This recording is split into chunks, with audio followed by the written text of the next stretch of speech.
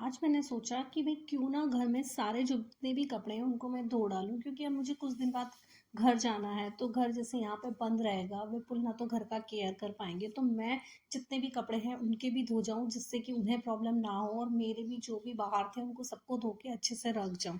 तो आज जो भी कपड़े बाहर थे ना, सारे के सारे धोने में लगी हुई थी कि मुझे ना 2 दिन बाद जो है वो मैं घर जा रही हूँ। तो भाई मैं जल्दी जल्दी से सारे कपड़े लिए, मशीन लगाया, सुखा दिया, चारों बालकनी फुल कर दी।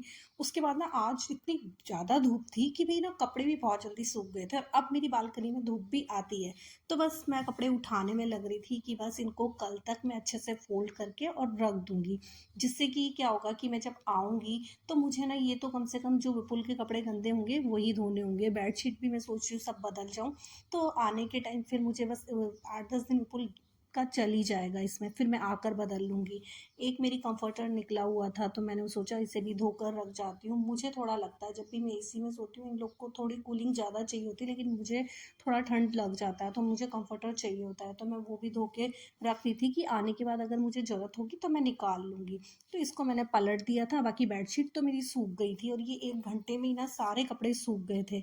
तो बस इनको सबको समेटने में लगी हुई थी। और जब कहीं जाते हैं ना, तो ये सब चीज़ें लगता है कि घर को ये कर जाओ वो कर जाओ, आएंगे तो कम काम होगा, लेकिन ऐसा नहीं होता है। जब हम घर में आते हैं ना, तो पूरा घर गंदा मिलता है, कपड़े इधर के उधर मिलेंगे। पर जितना हो सकता है गेट के पीछे मैं एक भी कपड़ा छोड़कर नहीं जाना चाहती। मेरे भी हैं, वो लास्ट डे तक मैं धो के रख कर जाना चाहती हूँ, तो मेरे को आने के बाद ज़्यादा काम ना मिले। बस फिर सारे कपड़ों को ला ला के बेड पे डाल रही थी कि बस फिर यहाँ पर बैठकर मुझे जैसे टाइम होगा मैं फोल्ड कर लूँगी। तो मैं ये काम अपने फ्री टाइम में कर लूँगी, मुझे जैसे जैसे टाइम मिलेगा वैसे।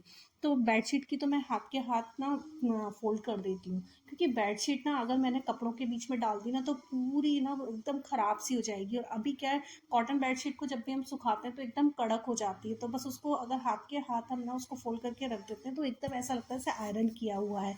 तो मैं हमेशा बड़े कपड़े इस तरह के को हाथ के हाथ फोल्ड कर देती हूँ।